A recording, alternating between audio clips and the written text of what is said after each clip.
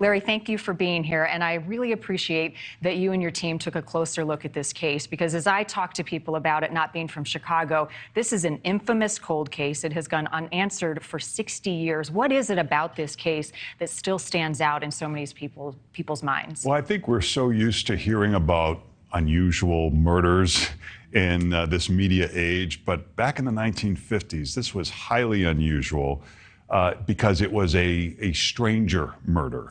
And so that's why it stuck out. I think it just haunted a lot of people. And one of the investigators looking into this was just a guy who grew up in the neighborhood. He was a little kid at the time, and he devoted his life to looking into the clues. And that's sort of part of the journey that led us to this Hanson. Right, so you're talking about the retired Chicago police detective who is invested in finding the answers, the justice, the closure for this family and for the community. So what did he find all these years later that is able to connect some of the dots? Well, this man took over the cold case as he was nearing towards retirement, and he looked at this Q&A, and the name Hanson at the time didn't mean anything to anybody. It was only years later in the 90s when he was arrested and charged with a similar killing of the Peterson boys. And there were many similarities between the two cases. And so through an FBI informant, they were able to track him down and confirm some of this story, again, with the coincidence, well, not so much a coincidence, with him being in the theater as the same night as the girls, but also the bodies being found on the land that he leased. Right, so there were some similarities in these two cases, the Schultzler and Peterson boys. Talk a little bit about the missteps in the early investigation, the evidence, because all these years later, there's still forensics, there's still DNA that could link these cases and give us the answers. But what happened early on that they weren't able to make that conclusion? Well, you know, most murders don't get solved. So I think it was part of the time not having the technology. They rounded up hundreds and hundreds of people to talk to. And there were many suspects. And a lot of them, when you read the backstory, there was really strong cases, it seemed, but it just didn't line up. They just didn't have the evidence. And so in this particular case, there is some DNA, but it was lost. And so they would like to, it would be good to compare the Hanson DNA to the girls. To do that, they would have to exhume the bodies. Will they do that?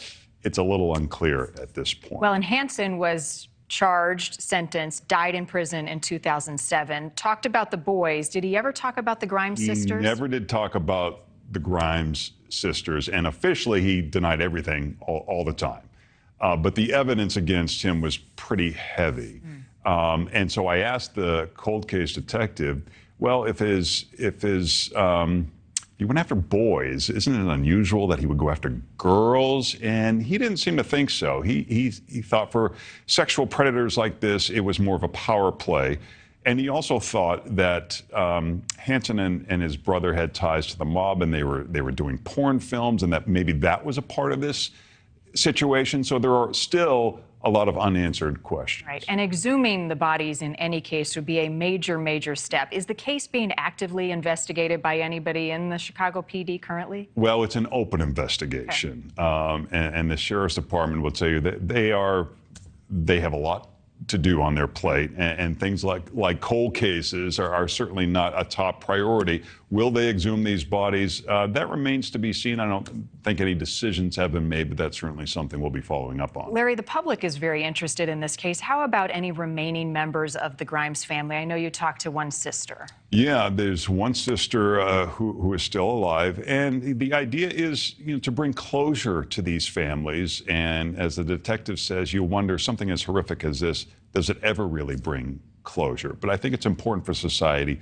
to see these through, for us to bring these stories to light so that they don't fade away, so that justice can be served if indeed we can find the evidence in cases like this. I always put myself in the shoes of those people, and people ask why we in the media cover some of these cases. If it's your family, if it's your person, you care, even if it's 60 years later. You want the answers, you want justice, you want closure, whatever. Yeah, and in this particular case, there are there may be others still alive who may have had some kind of connection to what happened there. Yeah. And those are other elements that we're still looking into. Well, important that you're doing that, and we'll all be watching intently. Larry Potash, thank you. And thank you for watching. Go to newsnationnow.com to find News Nation on your television provider. And don't forget to click the red subscribe button below to get more of News Nation's fact-driven, unbiased coverage.